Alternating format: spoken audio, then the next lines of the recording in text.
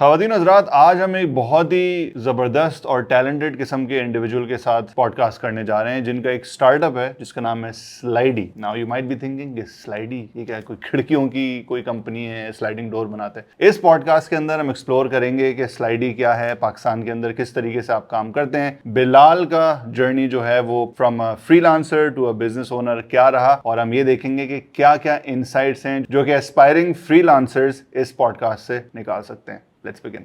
मोहम्मद बिलाल रजा साहब, क्या हाल है आपके? अस्सलाम वालेकुम। कैसे हालात हैं यहाँ पे? अल्लाह का शुक्र है। आप सब यार first of all thank you so much for coming. आप इतने जितने टाइम पे बुलाया था उतने टाइम पर आ गए, ये बड़ा अच्छा लगता है मुझे। 10 मिनट पहले वो ये तो और अच्छी बात है भाई। आज हम बात करेंगे कि आपने एक बड़ा ज़बरदस्त किस्म का सेटअप लगाया हुआ है, धंधा बड़ा टाइट चल रहा है, डॉलर में कमा रहे हैं आप। अल्लाह का शुक्र है। अल्लाह का शुक्र है, माशाल्लाह।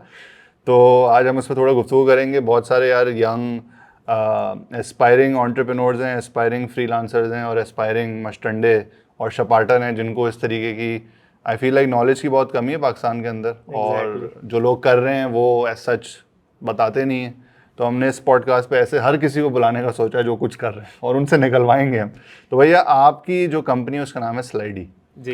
पहले तो आप जो है वो आम जनता को बताएं कि स्लाइडी क्या है। अच्छा, स्लाइडी बेसिकली है ना प्रेजेंटेशन डिजाइन और पिच डेक डिजाइन एजेंसी है। सही है। ये पिच डेक क्या होता है ये भी हम बताएंगे। तो बेसिकली ये है कि हम लोग जो हैं क्लाइंट्स के लिए presentations, स्लाइडी words derive from slides, तो बेसिकली स्लाइड्स बनाते हैं। ठीक है। और जब भी मैं किसी को बताता हूँ कि मैं स्लाइड्स या प्रेजेंटेशन बनाता हूँ, इम्प्रेस नहीं होते होंगे, वो बोलते हैं क्या कर रहे हो। तो ये एक नॉलेज नहीं है लोगों को कि स्लाइड्स और प्रेजेंटेशंस क्या भला है।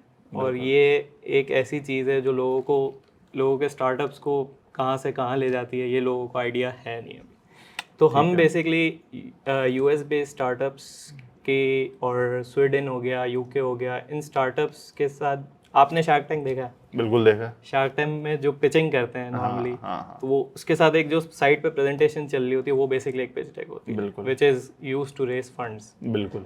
तो उस पिच डेक में मेरी स्पेशलाइजेशन है।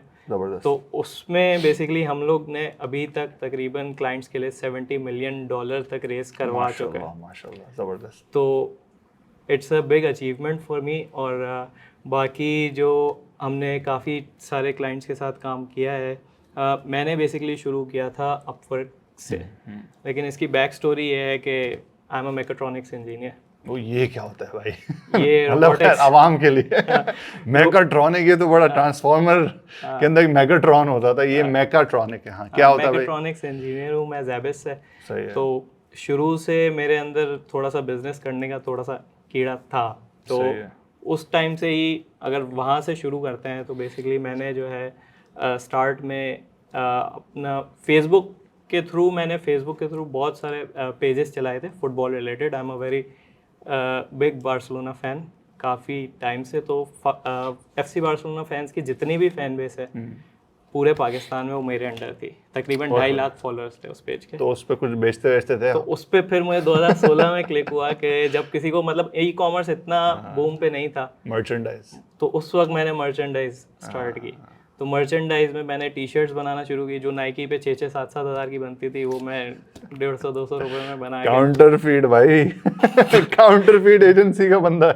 नहीं 1200 तक में बेचते थे। तो it was a good hustle. अच्छा रहा, काफ़ी अच्छा एक्सपीरियंस रहा। बहुत सारे मतलब 2 साल हमने अच्छा खासा बेचा है। तो यूनिवर्सिटी लाइफ में मैंने एक ये काम किया, दूसरा मैंने जो है फुटबॉल खेले, क्योंकि मैं प्रोफेशनली भी खेलना शुरू हो गया था बीच में, तो मेरे पास टाइम नहीं मिलता था। तो पढ़ाई के अलावा मैंने सब कुछ किया यूनिवर्सिटी में।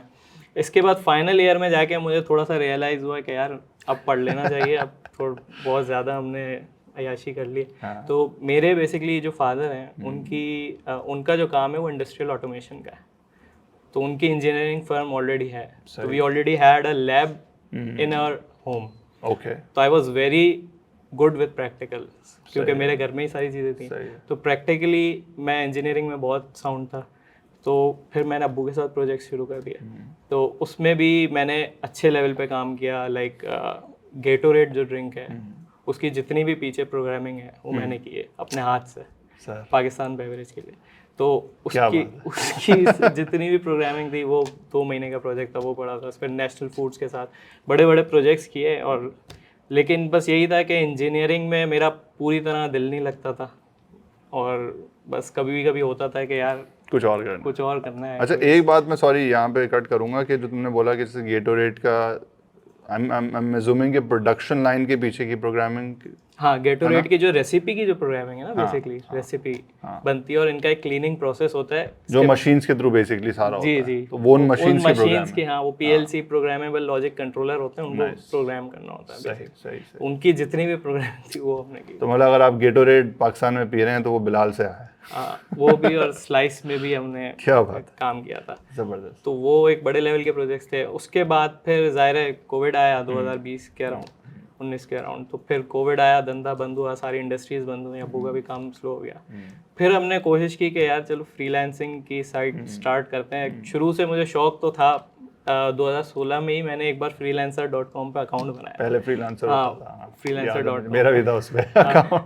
तो उस पे पहला प्रोजेक्ट मेरे पास तकरीबन शायद $100 का आया था। तो उस पे UI UX डिज़ाइन करनी थी पूरी वेबसाइट की। तो मुझे तो कुछ आता नहीं था, लेकिन बस ये यूट्यूब से सीख के कुछ ना कुछ बना के बहुत फालतू सा चिपका दिया और चल गया वो। बस उससे किसी तरह मुझे लगता था मैं बहुत ज़्यादा कन्विंसिंग हूँ, तो मैंने क्लाइंट को कन्विंस कर लिया था कि भाई ये अच्छा लग रहा है। हालांकि अच्छा नहीं लग रहा था। खैर, फिर उसके बाद दूसरा प्रोजेक्ट भी उसी टाइम पे हमें आया था कि वो इंडियन थी, देसी आंटी थी, उनकी जो है कोई पिक्चर थी अपने हस्बैंड के साथ, उन्होंने बोला मुझे गोरा करना है। अब वो रीटचिंग का काम था, तो मुझे थोड़ा सा आइडिया नहीं था कि किस तरीके से करना है, क्या करना है। व्हाट आई डिड वाज, वो कोई सिलेक्शन टूल पता है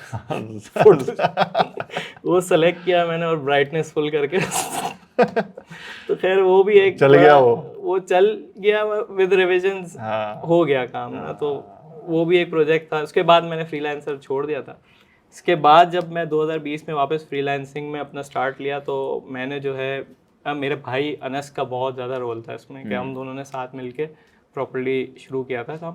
तो उसमें ये था कि हम लोग क्या करते थे कि फेसबुक ग्रुप पे जाके वो जो लोग प्रोजेक्ट दे रहे होते 5-6 हज़ार में, केमिकल का ये कर दो, पता नहीं क्या प्री इंजीनियरिंग का ये लिख दो, असाइनमेंट्स बना दो। तो वहाँ से हमने शुरू किया, वहाँ से असाइनमेंट्स वगैरह उठाए, एक एक ग्रुप से उठाते थे, दूसरे ग्रुप में उठा के हम भेज देते थे कोई चीज़, और बीच में अपना मार्जिन रखे। तो एज अ ब्रोकर हमने काम किया तकरीबन 2-3 महीने ना। तो उसमें हम लोग महीने के तकरीबन 50-60-70 प्रोजेक्ट्स निकाल लेते थे। हर उस पर 2-3 हज़ार बच जाते थे, तो इट वाज गुड मनी। लेकिन उसमें यही था कि चिक बहुत थी पाकिस्तानी फ्रीलांसर की कम्युनिकेशंस का, आपको आइडिया है। बिल्कुल। तो उसमें यही होता था कि यार हम मांग रहे हैं, वो टाइमिंग पे नहीं हो रहा, ये नहीं हो रहा। फिर आगे से एक बार रिविजन में ऐसा हुआ कि क्लाइंट ने गलती से मुझे फॉरवर्ड कर दिया, मतलब मेरे ही जो सामने वाला बंदा था उसने फॉरवर्ड कर दी चीज़ें। तो उसके अंदर जब प्रोजेक्ट की मुझे साइज़ पता चली $400, तब मुझे पता चला यार ये तो मैं 2-3 हज़ार में करा के निकाल रहा हूँ। तो मैंने बोला नहीं यार, अब तो मैं करूँगा तो डायरेक्ट इंशाल्लाह गोरों के साथ ही काम करना है।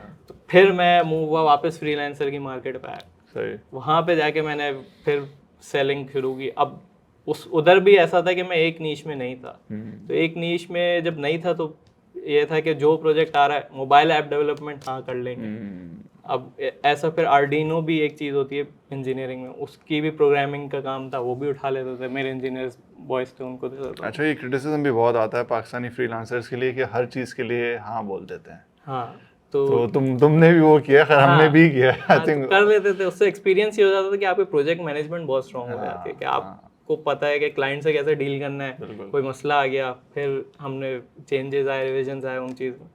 तो खैर वो एक बड़ा प्रोजेक्ट आया था, $500 का $400 का कुछ था। तो वो मैंने अपने बॉय को फॉरवर्ड कर दिया। वो फॉरवर्ड किया, उसके बाद फिर जब उसने कंप्लीट करके दिया, मेरे ख्याल से रमज़ान की रात थी, 5 बजे नमाज पढ़ के मैं प्रॉपर सोया हूँ। पेमेंट आ गई मेरे पास $500 की, $400 की, और ठंड पै गई। और फिर ऐसा हुआ कि 30,000 मैंने अपने बॉय को दे दिए। रात को खुश सोया, सुबह उठा मेरा अकाउंट माइनस में। क्यों भाई? मैं भी परेशान कि भाई ये क्या हो गया, माइनस में चला गया मेरा अकाउंट। जाके मैंने freelancer.com पे देखा, उनसे देखा, तो पता चला कि भाई उसने फेक क्रेडिट कार्ड से पेमेंट की। पैसे भी गए, मेहनत भी गई। तो नहीं, तो फ्रीलांसर ने बीच में वो नहीं किया कि भाई, फ्रीलांसर ने तो अपना कट भी 20% काट लिया, तभी माइनस में चला गया। उन्होंने तो और ही उल्टा ऊपर से मेरे ऊपर आ गए। तो खैर तब से मैंने वो प्लेटफॉर्म बंद किया। फिर मैंने वो इसी का पोस्ट डाला बेसिकली एक ग्रुप पे कि भाई ये सीन हो गया क्या सीन। मेरा एक जानने वाला था, उन्होंने मुझे बुलाया, बोला यार आप अपवर्क पे काम शुरू करो, मेरे साथ करो, आप मेरी वेडिंग्स वगैरह हैंडल करो। तो मैंने बोला ठीक है, मैं उनके साथ फिर काम करना शुरू हो गया। एक तरह से जॉब नहीं थी, कमीशन बेस्ड काम था, घर के करीब था ऑफिस। तो जाके मैं शॉप में ये काम करना शुरू हो गया। तो वहाँ पे मुझे आइडिया हुआ कि यार उनका जो अकाउंट था वो ग्राफिक्स और प्रेजेंटेशंस में था। तो प्रेजेंटेशन के वहाँ के जो प्रोजेक्ट्स थे वो मतलब मुझे नज़र आ रहे थे कि यार इट वाज हाई पेइंग। और उसमें जब मुझे पता चला कि यार मार्केट में नहीं है लोग, नहीं है कोई, हाँ। तो तब मुझे थोड़ा सा आइडिया हुआ कि यार इस नीश को एक्सप्लोर करना चाहिए। सही है। तो पीछे से हमने अकाउंट भी बना लिया अपना भी, और अपना भी स्टार्ट कर दिया थोड़ा बहुत। उसमें फिर अल्लाह ने हाथ पकड़ लिया और माशाल्लाह माशाल्लाह। सारी चीज़ें हो गई सही तरह से। अच्छा, अभी करंटली स्केल क्या है तुम्हारे बिजनेस का? टीम कितनी बड़ी है? अच्छा, क्या मॉडल है? वो अपवर्क से ही आता है, कहीं और से भी बिजनेस आता है? मार्केटिंग करते हो? एक जनरल मुझे अपना बिजनेस मॉडल थोड़ा सा समझाओ। अभी जो करंटली जो है वो हमारा बेसिकली, मैं टॉप 3% पे हूँ अपवर्क के, तो मेरे पास काम आता है। सही है। तो ऐसे ही मेरे भाई का भी अकाउंट है एक, तो हम दो जो है वो अपवर्क पे करते हैं। इसके अलावा जो है जो असल जो मार्केट मैंने बनाई है वो बेसिकली लॉन्ग टर्म क्लाइंट्स। मैंने यूके यूएस की एजेंसीज और इनक्यूबेटर्स को टारगेट किया है। तो वहाँ के जो इनक्यूबेटर्स हैं सारे स्टार्टअप्स उसमें आते हैं। हर स्टार्टअप को पिच डेक की नीड है, ठीक है। तो वो हमें फॉरवर्ड कर देते हैं। अच्छा, वो इनक्यूबेटर्स तुम्हें फॉरवर्ड करते हैं? जी, इनक्यूबेटर्स मतलब एक जो भी स्टार्टअप उनके अंडर आ रहा है वो तुमसे कनेक्ट कर देते हैं। हाँ, ब्रिलियंट। तो ऐसे भी है, और दूसरे यूएस की एजेंसीज भी हैं, जो वहाँ की एक दो टॉप एजेंसीज हैं, वो भी पीछे से हमसे ही करवाती हैं काम। तो उनके साथ भी कांटेक्ट हमने बना लिया है अल्हम्दुलिल्लाह। अच्छा, अब पाकिस्तान के अंदर क्योंकि अब हम इस तरीके के कंटेंट बनाते हैं जिसमें फ्रीलांसिंग हम पुश भी बहुत करते हैं, तो आई थिंक एक जो जनरल मुझे फीडबैक आता है वो ये आता है कि यार क्लाइंट कहाँ से पकड़ें, कस्टमर एक्विजिशन फनल जो है वो कैसे बनानी चाहिए। तो इस पर थोड़ा सा मुझे ज़रा बताओ कि तुम लोगों ने कैसे बनाई, और जनरली आवाम जो इतना स्ट्रगल करती है क्लाइंट पकड़ने के उसमें, बिकॉज आई फील लाइक बहुत सारे लोग बैठे रहते हैं कि यार अपवर्क पे कोई जॉब आएगी तो हम हंट करेंगे। मतलब बड़ा रिएक्टिव एक प्रोसेस है रादर देन बीइंग प्रोएक्टिव कि आप खुद जाके ढूंढो या कोई सेटअप बना लो। तो तुम्हारा क्या मॉडल है? नहीं, हाउ डज इट वर्क? यही होता है कि स्टार्टिंग तो आप देखो ना, सबसे पहला जो स्टेप है ना, वो आपको थोड़ा सा चीता बनना पड़ेगा अपनी फील्ड में। अगर आप उसमें नहीं हो ना, तो आप अपवर्क पे चले जाओ, आप फाइवर पे चले जाओ, आप कहीं भी चले जाओ, मिलेगी, आपको काम नहीं मिलेगा। क्योंकि अब सैचुरेशन बहुत ज़्यादा है, everyone is jumping on to it. और अब सब यही करते हैं कि सैंपल एक दूसरे को चुरा के लगा रहे हैं, और बस काम आ जाए। डिलीवरी का फोकस नहीं करते, उनका फोकस होता है कि बस काम आ जाए। तो जब तक बंदा डिलीवरी पे फोकस नहीं करेगा तो उनको कोई काम नहीं देगा। अब मैं जो आपसे शेयर करूंगा, जो मैंने स्ट्रेटेजी यूज़ की है, वो बेसिकली मैंने जो है फुली लिंक्डइन को यूज़ किया है। ओके। लिंक्डइन एक ऐसा प्लेटफॉर्म है जिसको लोग बहुत ज़्यादा अंडर एस्टिमेट करते हैं, और उसी पे मतलब ये है कि उसकी जो रीच है वो बहुत अच्छी है। अगर आप प्रॉपरली एक फनल में चल रहे हो और प्रॉपरली आप स्टेप्स फॉलो कर रहे हो अपनी लिंक्डइन को बिल्ड करने के लिए। तो मेरे पास जितना भी, अब एजेंसी आपको ग्रो करनी है तो आपके पास क्या चीज़ें, दो चीज़ें होंगी। एक आपको लॉन्ग टर्म क्लाइंट्स चाहिए और आपको सेल्स के बंदे चाहिए। बिल्कुल। इसके ये एक सिंपल स्ट्रेटेजी है आपको स्केल करने की। तो उसमें यही होता है कि आप अगर लिंक्डइन की बात करें तो लिंक्डइन में एक होता है ऑक्टोपस CRM। अच्छा। ये एक बेसिकली टूल है। ठीक है। ऑक्टोपस CRM क्या करता है कि you can send multiple connection request, you can create a funnel, sales funnel आप बना लो, और वो भी मल्टीपल पीपल का। ठीक है। कि पहले आप उनको अवेयरनेस देते हो, अपनी हाई हेलो करते हो, उनको इंडोर्स करते हो, फिर वो आपको इंडोर्स बैक करते हैं, फिर आप उनको रीच आउट करते हो। ये सब खुद कर रहे हो या AI इसमें अभी आ गया है? अब थोड़ा बहुत AI आया है, लेकिन ये सब हमें स्टार्टिंग में तो मैनुअली करना पड़ता था। लेकिन इसमें सबसे जो ईजीएस्ट क्लाइंट एक्विजिशन मॉडल है ना, वो बेसिकली यही था कि जो अपवर्क, फाइवर, टॉपटेल, ये जो हैं फ्रीलांस प्लेटफॉर्म, इनके जो टॉप बंदे होते हैं ना, उनको मैं रीच आउट कर लेता था लिंक्डइन पे सर्च करके। तो उससे ये होता था कि मेरा सब टाइम बच जाता था। लेकिन फॉर दैट आपकी लीड्स इसमें ज़ाया बहुत होती है। वो इस तरीके से होती है कि आपका काम सही नहीं है। अप टू द पार नहीं है। तो मेरी पर्सनली लीड्स इसलिए ज़ाया हुई थी कि मेरा काम उस वक्त बहुत हाई क्वालिटी नहीं था, तो मैंने रोक दिया वो काम। फिर जब मैं टॉप क्वालिटी पे हो गया, मैंने फिर उनको पिच किया और फिर उनसे काम लिया। तो ये होता है कि पाकिस्तानी शुरू में बस एक्साइटेड होकर डम डम फौरन शुरू हो जाएंगे मैसेज करना ये वो, तो इस तरीके से फिर प्रॉपरली नहीं चलता है कि और आपकी लीड्स भी ज़ाया होती हैं। तो आपको मेक श्योर करना होता है कि आपका काम टॉप क्वालिटी, इसके बाद ही आप उनको इस स्ट्रेटेजी को यूज़ करो। तो ये आपकी बहुत लॉन्ग टर्म स्ट्रेटेजी होती है। एक बार आपके साथ एजेंसी या एक बड़ा फ्रीलांसर टकरा गया ना, तो वो आपको काम देता रहेगा, आपको काम की टेंशन, अगर आपका काम अच्छा है, अगर आपका काम अच्छा है। तो ये एक बहुत इंपॉर्टेंट यार बड़ी इंटरेस्टिंग तुमने बात की, बिकॉज आई फील ज़्यादातर लिंक्डइन जो है वो कॉर्पोरेट कल्चर में तो बहुत इन है ना, मतलब हर कोई जो कॉर्पोरेशंस का हिस्सा है या कॉर्पोरेट कल्चर वाले जो लोग हैं तो वो तो लिंक्डइन में बड़े एक्टिव हैं, बट आई फील लाइक जो बिजनेस वाले लोग हैं या जो एंटरप्रेन्योरशिप के अंदर इंटरेस्ट रखते हैं या स्टार्टअप वाले लोग हैं, वो एक सर्टेन कैटेगरी के बाहर के लोग जो हैं वो लिंक्डइन पे नहीं होते। मैं खुद भी लिंक्डइन पे इतना एक्टिव नहीं हूँ, मैंने बल्कि बड़ा रिसेंटली ये रियलाइज़ करना शुरू किया है कि मैं जो काम करता हूँ उसका बहुत कुछ लिंक्डइन पे है और मुझे लिंक्डइन से बहुत सेल्स मिल सकती हैं versus me trying to push on let's say Instagram या यूट्यूब, क्योंकि आई थिंक इंस्टाग्राम और यूट्यूब पे व्यूअर ज़्यादा होता है, बिजनेस देने वाला कस्टमर कम होता है। प्लेटफॉर्म, हाँ B2B, हाँ बिल्कुल लिंक्डइन B2B है, मतलब आप हर चीज़ बेच सकते हो उस पर, कोई ऐसा रिस्ट्रिक्शंस नहीं है। कॉर्पोरेट पहले था, अब पूरा बिजनेस हो गया, पूरा बिजनेस हो गया। तो अच्छा, तुम्हारी टीम इस वक्त कितनी बड़ी है? मेरी टीम अभी तक अल्हम्दुलिल्लाह 25 अब हम reach out. And how long has it been, कितना टाइम लगा है 25 लोगों का? अप्रोक्सीमेट 2 साल लगे। ठीक है, 2 साल पहले ही मैंने एक क्यूबिकल ही लिया था, वहीं से शुरू किया था। सही है। उसके बाद फिर एक दो करके बस। तो ये अभी क्या, किस तरह देख रहे हो मार्केट को कि ये ग्रो होती नज़र आ रही है, बंदे कम पड़ रहे हैं, बंदों की हायरिंग की ज़रूरत है, क्या सीन है? क्योंकि आई एम श्योर बहुत सारे यहाँ पे देखने वाले जो इस तरीके कोई पॉडकास्ट देखते हैं ना, तो बोलते हैं यार इनके पास मैं नौकरी करने आ जाता हूँ। तो पहले तो बताओ कि पोटेंशियल क्या है इस जिस काम में तुम हो, ये जो स्लाइड्स और प्रेजेंटेशंस का काम है। अच्छा, बाहर जो है ना यूएस में अभी करंटली आपने भी सुना होगा, चीज़ें भी देखी होंगी, ओवरऑल ही हर जगह रिसेशन चल रहा है। बिल्कुल, रिसेशन चलने का मतलब लोग जॉब्स छोड़ रहे हैं, बिल्कुल, जॉब्स खत्म हो रही हैं, जॉब्स खत्म हो रही हैं, स्टार्टअप्स खुल रहे हैं। बिल्कुल, स्टार्टअप्स खुल रहे हैं तो हमारा काम चल। क्या बात है। तो ये है एक सिंपल सा काम तो है, करने वाले कम हैं। करने वाले क्यों कम है? करने वाले बहुत सारी वजूहत है इसमें कि लेट्स टॉक अबाउट दैट, क्या वजूहत है इसमें? जैसे ये हो सकता है कि लोग जो हैं बहुत ज़्यादा अपने आप को अर्ली, उनको लगता है कि वो काम सीख गए। ठीक है, जब तक उस काम में आप डीप डाइव नहीं जाओगे ना, तब तक आप उस क्वालिटी का काम नहीं सीख सकते। क्योंकि मैंने जो ट्रेनिंग ली है वो बेसिकली यूएस के मतलब टॉप जो पिच डेक का बंदा है उसके साथ मुझे काम करना था। मैंने सोच लिया था मैं इसके साथ काम करूँगा। ठीक है, तो उसको मैंने बार बार पिच किया लिंक्डइन पे, भाई मेरे साथ काम कर ले, भाई मुझे सिखा दे या काम कर ले कुछ भी। तो वो चीज़ वो देख के उसने बोला यार चलो मेरा डिज़ाइनर है, ले लेट्स स्टार्ट। ठीक है, तो उसने मुझे जो पहली गिग दी वो बहुत ज़्यादा उसने पे नहीं किया, लेकिन उसने एक प्रेजेंटेशन, एक पेज डेक बनाने के लिए मुझे तकरीबन कोई 15 दिन पकाया है, प्रॉपर वीडियो 3-3 घंटे के।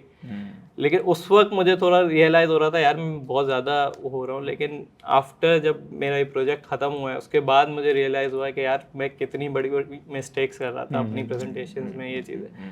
तो जब तक मैं डीप डाइव उसमें नहीं गया ना, तो मुझे आइडिया नहीं था। अच्छा, मज़े की बात ये है कि सबसे पहला जो मैंने प्रोजेक्ट उठाया था वो हुआवे का मिल गया था मुझे सबसे पहला। ओके, और मास्टर स्लाइड्स जो है प्रेजेंटेशन की एक बेसिक सी चीज़ है और मुझे उसका भी आइडिया नहीं था जब मैंने वो काम उठाया था। ठीक है, तो ऐसा हुआ था कि $10 के लिए उसने जो गालियाँ दी, फिर मुझे काम तो हो गया, सारी चीज़ें हो गई, लेकिन उसके बाद जो उसने हमें जलील किया। तो ये था कि मैं डीप डाइव नहीं किया था, चीज़ें मैंने नहीं सीखी थी। लेकिन ये भी एक प्रोसेस ही होता है कि आप प्रॉपरली मतलब शुरू से सीखते सीखते इसी तरह के क्लाइंट कम्युनिकेशन उससे सीखी फिर मैंने फिर। तो ये प्रोसेस भी होता है और एक तरह से लेकिन अब सैचुरेशन इतनी बढ़ गई कि आपको काम अच्छा आएगा तो काम तो आगे बढ़ो। यार आई ऑल्सो फील कि पाकिस्तान में तो खैर बहुत बड़ा एक सेटअप है, कम्युनिटी बहुत बड़ी है फ्रीलांसर्स की, और हर चीज़ में आप कुछ भी पोस्ट लगा दें कि भाई मुझे कॉपी राइटर चाहिए, डिज़ाइनर चाहिए, आपके पास hundreds and hundreds of portfolios and resumes आ जाएंगे। बट अभी तक मैंने जो एक्सपीरियंस किया है, क्योंकि मैं भी ज़ाहिर है हायरिंग करता हूँ बहुत सारी चीज़ों के लिए, क्वालिटी ऑफ जो टैलेंट है ना, डिस्पाइट द फैक्ट कि आप पैसे देने के लिए तैयार हो, क्वालिटी ऑफ टैलेंट जो है या तो वो हमारी पोस्ट पर नहीं आता, या तो मुझे लगता है कि ये मेरा मसला है कि मैं अट्रैक्ट करता हूँ ख़राब टैलेंट पहले मुझे लगता था कि ये शायद मेरा ही मसला है भाई, बट बाकी लोगों से भी बात करके मुझे रियलाइज़ हो रहा है कि जो क्वालिटी ऑफ टैलेंट है that basically applies for these jobs या गिग्स या कोई भी ओपनिंग्स, वो बहुत लो है। तो तुम स्ट्रगल करते हो इस चीज़ में जब when you are hiring from Pakistan? हमारी तो नीच ही ऐसी डिफरेंट है ना, presentation design no one knows about it. सब ग्राफिक डिज़ाइनर हमारे पास आ जाते हैं, वही बेसिक मतलब लोगो बनाने वाले, सीवी में वही बेसिक सी चीज़ें, सरिकुलम विटाई इतना बड़ा बड़ा लिखा हुआ है, तो ऐसी सीवी तो हमारे पास बहुत आती थी। तो उसमें यही है, और हमारा जो नीश है प्रेजेंटेशन डिज़ाइनर्स वैसे भी मार्केट में नहीं है, तो हम वैसे भी ग्राफिक डिज़ाइनर को उठा के हम बोलते हैं भाई हम ट्रेन करेंगे आपको 2 मंथ्स। तो सही है। ये थोड़ा सा हमारा प्रोसेस है, 2 महीने का पूरे ट्रेनिंग होती है, प्रोबेशन पीरियड कंप्लीट होता है, उसके बाद जो है आप प्रॉपर्ली स्लाइड्स बनाना शुरू करते हो। स्लाइड्स में ये होता है कि आपको प्रॉब्लम सोल्यूशन और जो विजुअल्स हैं वो उस तरीके से दिखाना है कि कोई जो स्पीकर है वो जब प्रेजेंट कर रहा है तो वो क्लैरिटी स्लाइड्स में आ सके, कि वो उसका मैसेज क्लियरली जा सके। तो वो एक टफ टास्क है, वो ऐसे बेसिक डिजाइन की तरह नहीं है कि यार बयान से चीजें उठा ली, यहाँ से चिपकाया और लगाया टेम्पलेट और हो गया। एंड आई आल्सो फील कि बहुत there is a lot riding on it as well ना, क्योंकि अगर आप लेट्स से पैसे रेस करने जा रहे हैं तो आई थिंक शायद आपकी पिच जितना 50% है तो फिर 50% is the pitch deck as well, जो विजुअल्स हैं। और अगर वही काम नहीं कर रहा तो you basically just lost the pitch and you lost a lot of money, potential investor। हाँ, तो यही होता है कि तो पाकिस्तानी कैसे समझते हैं इसकी इंपॉर्टेंस को, तुम्हारे पास जो आते हैं लोग? मेरे पास स्टार्टअप्स आए भी हैं तो 2-3 नहीं पाकिस्तानी जो लोग हैं, जो टैलेंट है, वो इस असाइनमेंट की इंटेंसिटी को कैसे समझते हैं? वो ऐसे इतना नहीं समझ पाते प्रॉपर्ली। उनको हमें प्रॉपर 2 महीने के बाद ही उनको अक्ल आती है कि हाँ भाई ये भी कोई चीज़ है। सबसे पहले तो हमें कन्विंस ही करना पड़ता है उनको, भाई ग्राफिक ब्रांडिंग ये सारी पीछे की चीज़ें, अब ये नया ज़माना है थोड़ा सा आप, और इस नीच में लोग ही नहीं है गिनती के। आप सिर्फ लिंक्डइन पे आके पिच डेक डिज़ाइनर लिख लो, आप वो गिनती के 10 लोग पाकिस्तान में, 12 लोग मैक्सिमम।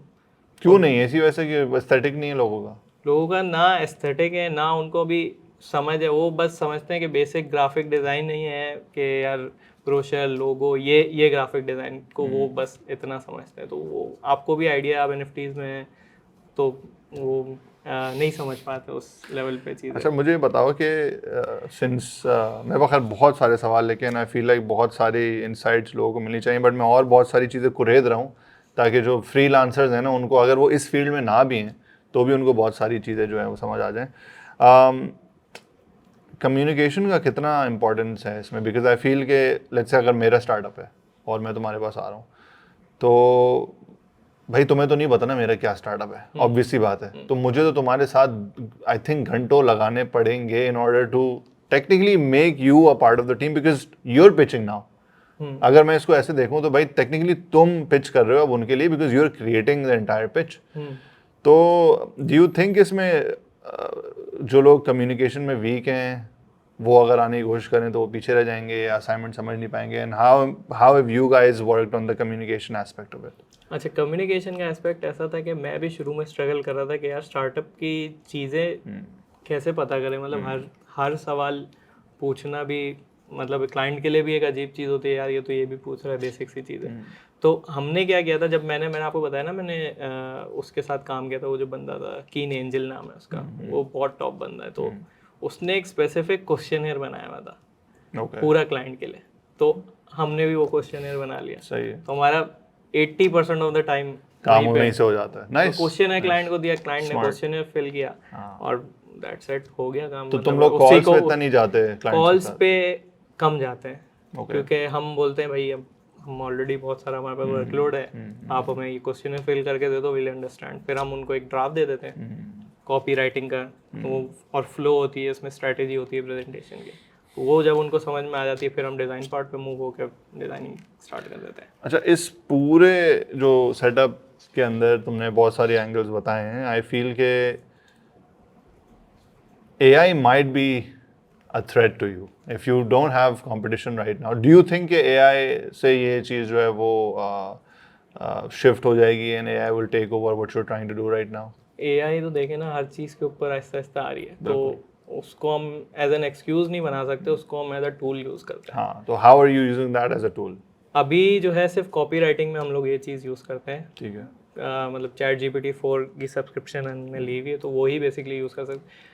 हाँ, AI टूल्स ऑलरेडी आ चुके हैं जो पूरी प्रेजेंटेशंस भी बना रहे हैं. एक जैसे ToMe.com है एक, उस पर आप जाएं, आप वीडियो भी बनाई थी. हाँ, तो उस पर पूरी प्रेजेंटेशन बन जाती है.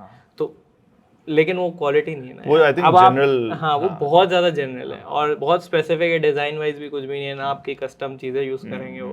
तो हम पूरा कस्टम काम आपको इंसान की ज़रूरत पड़ेगी, जहाँ तक मुझे लगता है. I agree. मेरा भी जो काम है कभी कभी इसमें ही होता है कि आप बनवा लें मिड जर्नी से. मगर जो चीज़ आपको चाहिए वो प्रॉब्लली मिड जर्नी नहीं बना के देगा, अपनी मर्जी से बनाएगा. तो वो उस टूल को एज अ एक्सक्यूज नहीं, एज अ लेवरेज यूज़ करें कि भाई आपको ये एक चीज़ मिली है, उससे हम फ़ायदा उठा सकते हैं. तो बहुत सारे क्लाइंट आते हैं तो हमें उसी वक्त पता होता है ये चंदी क्लाइंट है.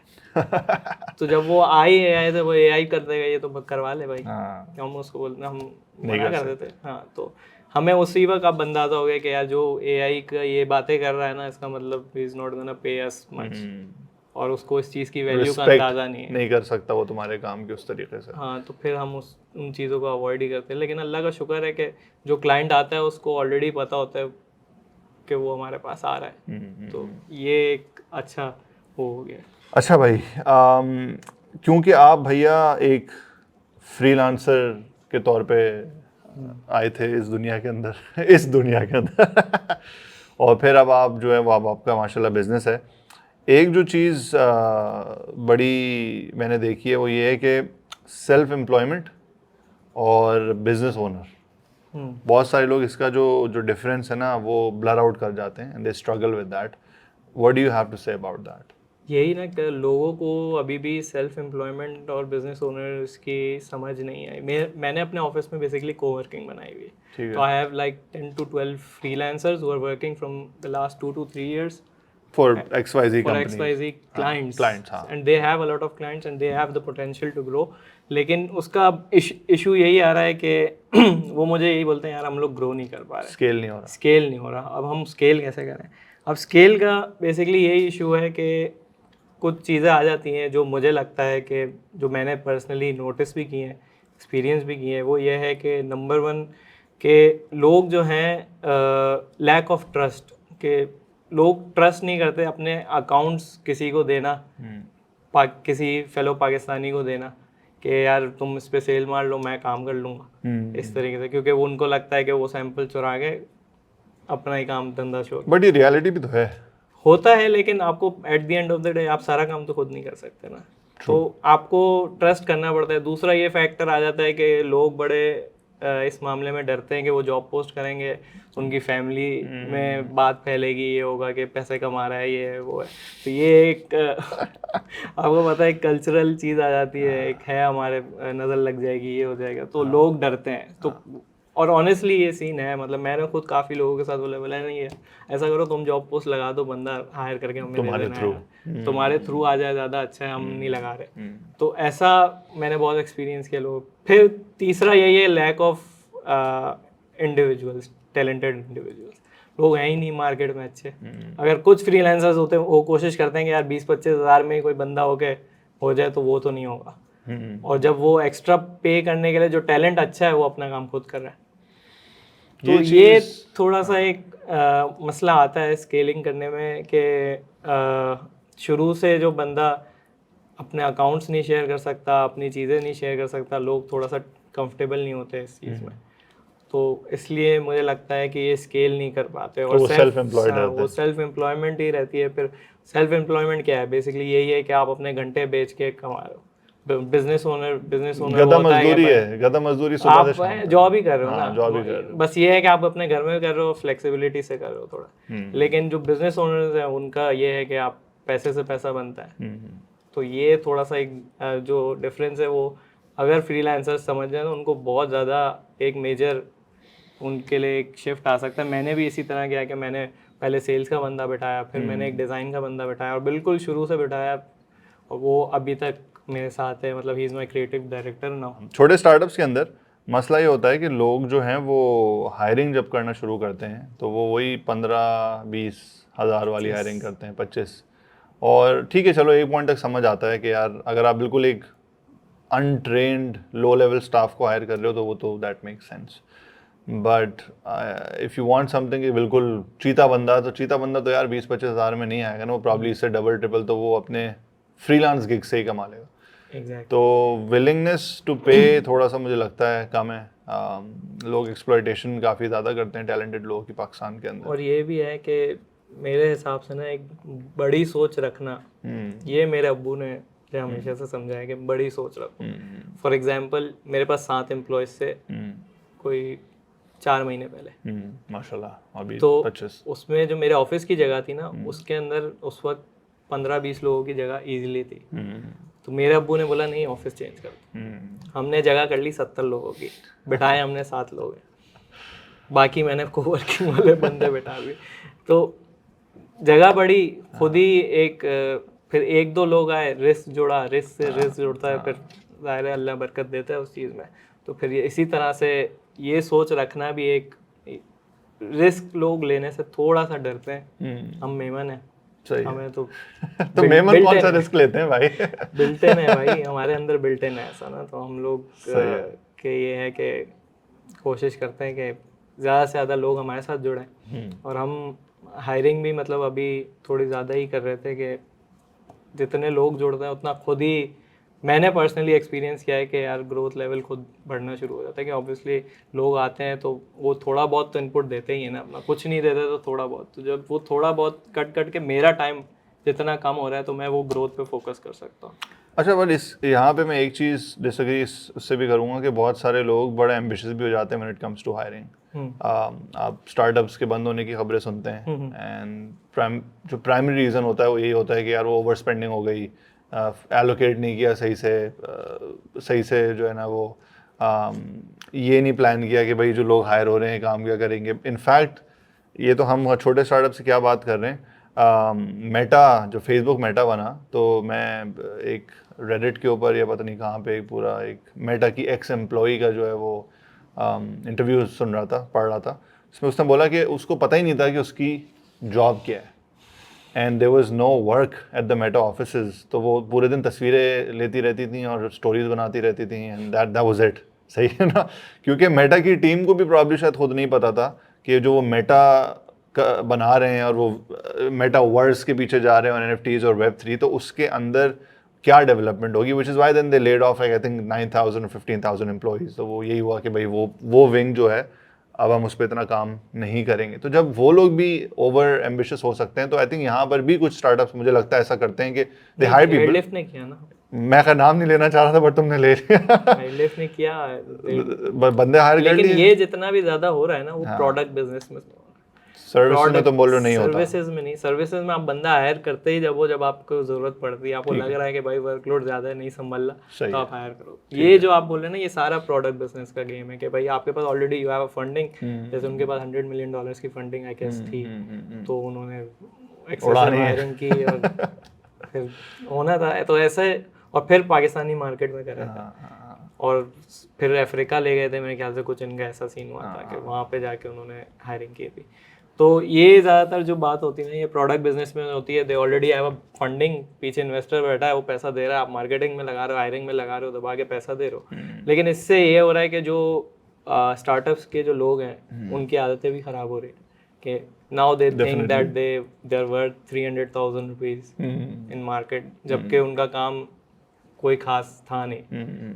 स्पेशली जहाँ मैंने देखे ग्रोथ वाले, जो ग्रोथ स्ट्रेटेजिस्ट कहलाते हैं जो, तो उनके बड़े चर्चे होते थे कि भाई एक स्टार्टअप से उठ के दूसरे में, दूसरा 1-3 लाख दे रहा है, दूसरा 4 दे रहा है, 5 दे रहा है, फिर डंप ऐसा नीचे गिरे, उसके बाद फिर कहीं नहीं कोई स्टार्टअप नहीं है। तो ये एक प्रोडक्ट बिजनेसेस का इशू है। ये सर्विसेज बिजनेस में तो आपका जरूरत होती है, पड़ती है, आप भी करते हो सर्विस बिजनेस, आपको आइडिया होगा। अच्छा देखो यार, मेरा तो सेटअप ये है कि हमने बहुत लीन रखा हुआ है अपना। मैं कभी कभी इस बात पे कुड़ता भी हूँ कि यार मैंने टीम बड़ी क्यों नहीं रखी, but then on the other hand मुझे बड़ी टीम, मेरा पर्सनल जो वो है प्रेफरेंस है कि मुझे फैक्ट्री नहीं बनानी इतनी बड़ी, मुझे इतना बड़ा सेटअप कभी नहीं रखना, बिकॉज यार मैं इतना मूव करता हूँ ना, और मेरी टीम के कुछ लोग मेरे साथ मूव करते हैं, तो मेरी कोशिश ये होती है कि यार लीन टीम रहे, झंझट कम हो, कम लोगों को मुंह देना पड़े, अक्लमंद बंदे हो, पैसे उनको अच्छे मिलें, जितना जब तक वो हमारे साथ काम कर रहे हैं उनको पैसे अच्छे दिए जाएं,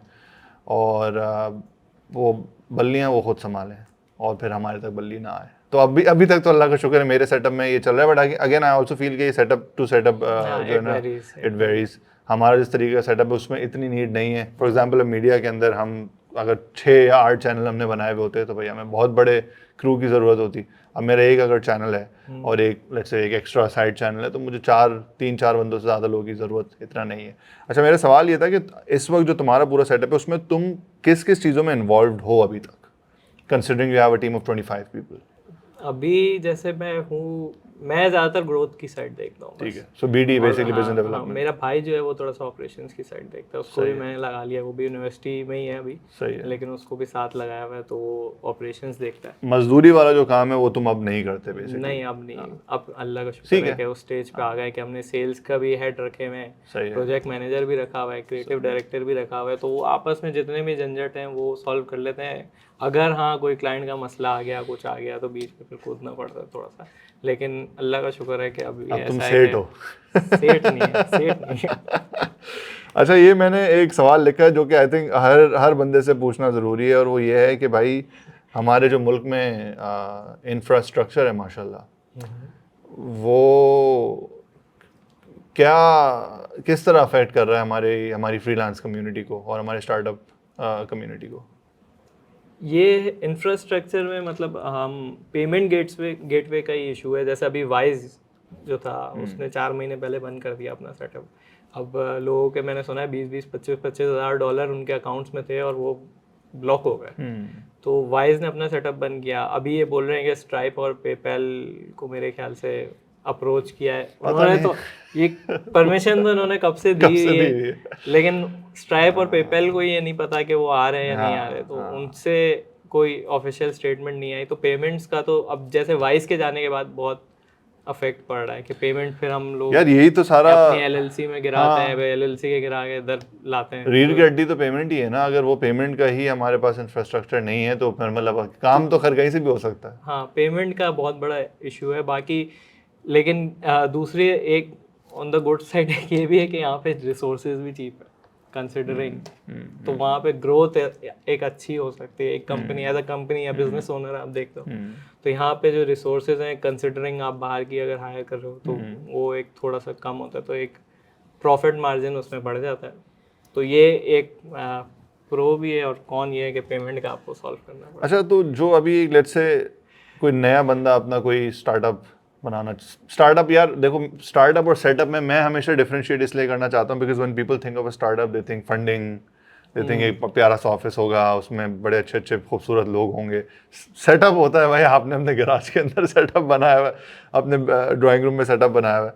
तो कोई अगर लड़का या लड़की फ्रीलांसिंग के अंदर है, ठीक है, थोड़ा बहुत काम कर लिया, अब स्केल करना चाह रहे हैं, क्या एडवाइस दोगे उनको कि उनको क्या क्या चीज़ें देखनी चाहिए, किन किन चीज़ों पे फोकस करना चाहिए और कैसे स्केल करें? पहला जो एम्प्लॉई आएगा वो किस तरीके से आएगा, वो स्ट्रक्चर क्या है? अच्छा, इसमें भी बहुत डिबेट होती है मेरी अपने कोलीग्स के साथ के पहला एम्प्लॉय कैसा आएगा। तो मैंने जो पर्सनली फॉलो किया था, अब ये नीच टू नीच भी डिपेंड है कि पहला एम्प्लॉय आपको बहुत चीता चाहिए या आपको ऐसा चाहिए कि जिसको आपको ट्रेन कर लो और फिर, क्योंकि मेरी नीच में ऑलरेडी लोग ही नहीं थे, तो मेरी नीच में मुझे ऑलरेडी एक ग्राफिक्स डिज़ाइनर सादा सा चाहिए था, वो भी इंटर्न लेवल का, जिसको मुझे खुद ही सारी चीज़ें सिखानी थी। क्योंकि अगर मैं कोई बहुत हाईफाई हायर करता बंदा तो वो मेरे ऊपर से आता, क्योंकि मुझे खुद ग्राफिक डिज़ाइनिंग की बहुत ज़्यादा नॉलेज नहीं थी, मुझे प्रेजेंटेशन की नॉलेज थी, तो उसको मैं ट्रेन नहीं कर पाता।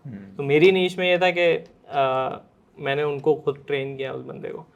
बाकी इट वेरीज, जैसे आपको अगर वेबसाइट डेवलपर, आपके वेबसाइट की एजेंसी है तो you need a very good website developer and that will cost you a lot. तो फिर पैसे आपको देने के लिए तैयार होना चाहिए। हाँ मतलब फिर आपको पैसे देने पड़ेंगे अगर आप उस नीश में हो, तो नीश टू नीश वेरी करता है। फिर आपकी प्रायोरिटी क्या है कि आप खुद सेल्स करना चाह रहे हो या आपका बंदा सेल्स करे, या आप खुद काम करना चाह रहे हो, या ये चीज़ होता है कि आप काम कर लो बंदा सेल्स कर ले।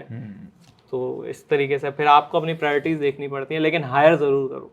सही है, अकेले खुद अकेले सारा काम ना करें। एक भी हायर कर लोगे ना, आपको पहला स्टेप मुश्किल होता है हायर करना, लेकिन वंस यू हायर इट, 1-2 महीने बाद आप उसके बगैर रह नहीं पाओगे। ऐसा सीन हो जाता है कि आप बोलोगे यार नहीं यार ये होना चाहिए, एक तो होना चाहिए, मैं पैसे दे दूंगा। जब आपकी वो टेंशन, वो फटीगे जब कम होती है ना आपकी, तो फिर आपको होता है कि यार हाँ यार एक बंदा होना चाहिए। फिर आपको अंदाजा होता है, फिर आप एक्सेसिव की तरफ जाते हो, यार अब डिज़ाइन भी इसको दे दो, मैं सिर्फ सोचूंगा कि यार अब ग्रो कैसे करना है, तो दूसरी चीज़ों पे आप फोकस कर सकते हो। सही है। अच्छा, तो मेरी अजम्पशन ये है कि माशाल्लाह धंधा अच्छा चल रहा है, लोग आ गए हैं, सब कुछ सही चल रहा है, तो कोई और इन्वेस्टमेंट्स हैं, कोई और स्टार्टअप्स हैं, कोई और प्रोजेक्ट्स हैं? क्योंकि मैंने ये भी बड़ा नोट किया, पाकिस्तान के अंदर जब एक दुकान चलती है लोग बोलते हैं यार ये काफ़ी नहीं है, 2 और दुकानें होनी चाहिए। तो आपने भाई कोई और नई दुकान खोली है अभी तक? हाँ, मैंने बेसिकली एक स्टार्टअप खुद अपना स्टार्ट किया था, किया है बल्कि स्पोर्टिफाई के नाम से, नॉट स्पॉटिफाई, स्पोर्टिफाई। ये बेसिकली स्पोर्ट्स का स्टार्टअप है। इसके अंदर ये है कि आजकल आप देख रहे हैं कि फुटसॉल कोर्ट्स और इंडोर कोर्ट्स बहुत ज़्यादा बन गए हैं, तो इसमें 1-2 कोर्ट्स हमारे भी हैं। बाकी ये है कि हमने कोर्ट्स ऑनबोर्ड किए हुए हैं, और it's like an Uber for sports. Okay. उसमें ये है कि ऐप हम बिल्डिंग प्रोसेस में है, वेबसाइट इज़ ऑलरेडी वर्किंग, और अल्हम्दुलिल्लाह कोई 500-600 बंदा दिन का उस पर बुकिंग कर रहा है। वो कहाँ है, वो किस चीज़ की बुकिंग कर रहा है? वो मतलब जो इंडोर फैसिलिटीज़ है ना उसकी बेसिकली। अच्छा, वो फैसिलिटीज़ तुम लोगों ने बनाई हैं या वो लोगों के साथ मिलकर बनाई हैं, या ऑलरेडी एग्जिस्टिंग फैसिलिटीज़ को यूज़ कर रहे हो? How does it work? हाँ, तो इसमें ऐसा है कि कुछ फैसिलिटीज़ हमारी अपनी है, जैसे खुद बनाई है? खुद बनाई है। नाइस। तो 2 फैसिलिटीज़ हमारी अपनी है, वो खुद बनाई है, और बाकी जो है ऑन बोर्ड की हुई है हमने, क्योंकि मेरा फुटबॉल का सर्कल बहुत अच्छा था शुरू से, तो उसमें हम लोगों ने ऑन बोर्ड किया हुआ है 2-3 फैसिलिटीज़ को, और बाकी अब कराची में कोई 15-20 से भी ऊपर ग्राउंड्स बन चुके हैं। तो अब आहिस्ता आहिस्ता लोगों को हो रहा है कि यार इसका एक समझ आ रही है कि यार लोगों को खेलना चाहिए, स्पेशली द फ्रीलांसर्स और जो IT वर्कर्स हैं, वो बैठ बैठ के पैसा भी है उनके पास, खेलना भी है। तो हमारा जो नेक्स्ट गोल है वो यही है कि पेयर टू पेयर खिलाएं लोगों को, कि एक कम्युनिटी टाइप बन जाए, कि लोग, एक फ्रीलांसर उसका कोई इंट्रोवर्ट है वो बेसिकली, वो नहीं कर सकता काम, मतलब किसी से दोस्ती जाके खेलना। तो हम ऐसा system, pair to pair system बना रहे हैं कि जिसमें बंदा एक मैच स्टार्ट करता है और उसके बाद लोग ज्वाइन कर पाएंगे उसको, और फिर वो आपस में खेल सकते हैं। और इसमें मतलब लेवल्स भी होंगे कि किस लेवल पे, अगर आप बिगिनर हो तो आप बिगिनर के साथ ही मैच करोगे। सही है, but it will take time obviously. Fun idea दो, लेकिन ये है कि ये ऑलरेडी बाहर तो चल रहा है, लेकिन यहाँ पे कोई ऐसी चीज़ नहीं है। तो मैं स्पोर्ट्स एंथुजियास्ट हूँ बहुत ज़्यादा, तो सही है। मैं चाहता हूँ कि यार एक कराची को एक तरह से प्लेग्राउंड बनाया जाए। तो उसमें मेरा और मेरे भाई का यही था कि हमने स्टार्ट किया है ये, लेट्स सी फिर उसका क्या होता है। ज़बरदस्त। एक जो सवाल बहुत देर से मेरे दिमाग में अटका हुआ है वो ये है कि तुमने बड़ी बड़ी बातें तो की हैं अभी। सही है। तो एक जनरल मुझे ज़रा आइडिया दो कि किस किस तरीके के क्लाइंट के साथ काम किया, ताकि लोगों को पता तो चले यार कि पाकिस्तान में बैठा हुआ है बंदा, और पाकिस्तान से बैठ के इसने बाहर के ऐसे ऐसे बड़े बड़े गोरों के साथ काम किया। अच्छा, हमने जो स्टार्ट किया था वो बेसिकली पिच डेक्स वगैरह से ही ज़्यादातर स्टार्ट किया था। तो अभी रिसेंटली जो है हमने एक लिंक्डइन का कंपेटिटर आ रहा है अपवेज के नाम से। ओके। तो दे सिक्योर्ड अ $7.2 मिलियन राउंड तुम लोग ही फ्रॉम आवर पिच। तो वो एक क्या फ्लेक्स है ब्रो। हाँ, तो वो एक अच्छा प्रोजेक्ट रहा। उसके बाद हमने कंपनी की कॉर्पोरेट प्रोफाइल्स या कंपनी की प्रेजेंटेशंस भी बनाई थी, जिसके अंदर हुआवे था, गोप्रो के साथ काम किया है, वॉल्क्सवैगन, मास्टर कार्ड, और रिसेंटली लॉजिटेक के साथ भी हमने काम किया था, ग्लोबल के साथ। इसके अलावा जो मेरा जो पर्सनली फेवरेट प्रोजेक्ट्स है, क्योंकि मैं स्पोर्ट्स और फुटबॉल का बहुत बड़ा शौकीन हूँ, तो हमने जो काम किया रिसेंटली वो मैनचेस्टर सिटी के साथ काम किया और West Ham United. These are 2 big clubs in English Premier League. तो उनके साथ जब काम किया तो फिर चस आ गए। फिर मजा आया कि यार हाँ यार ये काम है, क्योंकि उनके जो स्पॉन्सरशिप प्रपोजल्स होते हैं बेसिकली उनके ऊपर काम तो ये बेसिकली इंटरनल पिच डेक्स इनके internal presentations, internal sponsorship proposals थे जो क्लाइंट्स को देने थे, तो वो एक बड़े प्रोजेक्ट्स थे हमारे लिए। ज़बरदस्त भाई बिलाल मियाँ, बहुत अच्छा लगा आपसे मिलके एंड आई होप के आवाम को भी बड़ी इंसाइट्स मिली हों। शॉर्ट एंड स्वीट था ये, हमने ज़्यादा लंबी नहीं किया, होपफुली आवाम तंग ना हुई हो हमारी बातों से। बट यार आई थिंक ये बड़ी अच्छी बात है कि तुम पाकिस्तान में होते हुए इस तरीके काम कर रहे हो, और आई होप के 70 लोग भी आ जाएं, फिर 700 लोग भी आ जाएं इंशाल्लाह। बड़ा होता रहे। फिर हम भी जब कभी फंडिंग रेस करने निकलेंगे तो फिर तुम्हारे पास आएंगे। नहीं ज़रूर इंशाल्लाह। ठीक है भैया, कुछ पार्टिंग में आप कुछ कहना चाहेंगे हमारी पाकिस्तानी आवाम के जो मस्टंडे हैं उनको यही बोलूँगा मैं कि यार जो आप अच्छा हाँ, लोग बहुत मुझसे सवाल करते हैं कि कौन सी स्किल सीखे हैं, कौन सी स्किल सीखे, तो ये एक बहुत वेग सा सवाल होता है मेरे लिए भी और लोगों के लिए भी। तो ये इतना बड़ा सवाल है, तो यही ऐसे हाँ, तो इसी तरह से फिर हम उनको जवाब क्या दें, तो मैं उनको यही कहूँगा कि मैंने अपने आप को एक्सप्लोर किया। पहले मैंने लगाए अच्छे खासे महीने समझने में कि काम क्या है, कैसे है, क्यों है, और करना चाहिए नहीं करना चाहिए। तो और दूसरी चीज़, it was making me happy. तो मैं लोगों को यही बोलता हूँ कि वो काम करो जो जिसमें मज़ा है। अब वो बोलते हैं इसमें किस में मज़ा आएगा, हमें क्या पता। तो उनको जब पैसा आएगा तो उनको मज़ा आना शुरू हो जाएगा। ये आई थिंक सवाल ना थोड़ा सा ख़तरनाक इसलिए भी है because I feel like people ask you these things और ये हमसे पूछते हैं और वो एक्सपेक्ट करते हैं कि हम उनको बताएंगे कि उनको क्या पसंद आएगा, विच इज़ डेंजरस बिकॉज एक तो हमारे पास कोई कॉन्टेक्स्ट नहीं है, दूसरा हम प्रॉब्ली थोड़ा बायस्ड ही जवाब देंगे ना। मतलब अब तुमने जो स्किल सीखा है तुम बोलोगे यार यही स्किल तो ज़्यादा है, मैंने जो स्किल सीखा मैं बोलूँगा यार वीडियो में आ जाओ। अब आपका अगर रुझान नहीं है बट आपने बोला यार रामेश भाई ने या बिलाल भाई ने बोला है कि इसमें आना है और फिर उनको समझ नहीं है, तो it's a very I think frustrating bandwagon वाला सीन है कि वो चीज़ नहीं होनी चाहिए। हाँ, आप एक्सप्लोर करो, सारी चीज़ें एक्सप्लोर करो, थोड़ा टाइम लगता है इस फील्ड में कि आप कौन सी स्किल में जा रहे हो। क्योंकि मैंने बीच में एक फेसबुक की कोर्स भी किया हुआ है, मैंने गूगल का भी कोर्स किया हुआ है फॉर पीपीसी, और मैंने बीच में पीपीसी की एजेंसी भी खोली थी। सही है, वो थोड़े टाइम तक रही थी, लेकिन उसमें यही था कि मैंने सीखा कि मैं कीवर्ड्स के साथ ऊपर नीचे पूरा दिन नहीं कर सकता, एड्स में नहीं चला सकता। तो मैंने एक्सप्लोर किया, मैंने पूरा पढ़ा, मैंने उसके साथ, मेरे पास क्लाइंट भी था, बहुत अच्छा क्लाइंट था, he was very high paying मेरे पार्टनर्स के साथ। लेकिन इशू यही था कि मुझे रोएस की टेंशन और एड स्पेंड की टेंशन ये मैं बर्दाश्त नहीं कर सकता था कि रात कोड के देखूं कि भाई ये ऊपर नीचे करना है, इसका बजट छोड़ दो, ऊपर कर दो, कीवर्ड को छेड़ते रहो पूरा।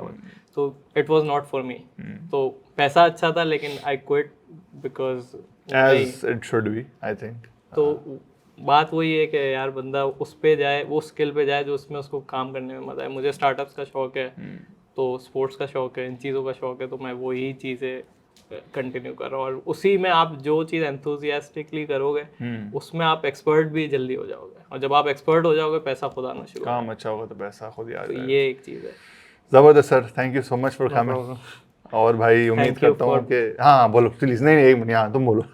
Thank you for calling me, बहुत अच्छा लगा। हमारा पुराना साथ था, बहुत पुराना साथ है यार, हम पता नहीं बहुत तुम्हारा एफ्रो था तो अच्छा जिम में मिले थे हम लोग, जिम में ही हम पार्टनर्स थे, तो अच्छा रहा था उस वक्त। जबरदस्त, really nice journey for you, और माशाल्लाह ग्रो कर गए हो। हाँ नहीं तुम भी कर रहे हो यार माशाल्लाह, और गुड सीन यार। Thank you man, take care everybody, अपना ख्याल रखिएगा, अल्लाह हाफिज़।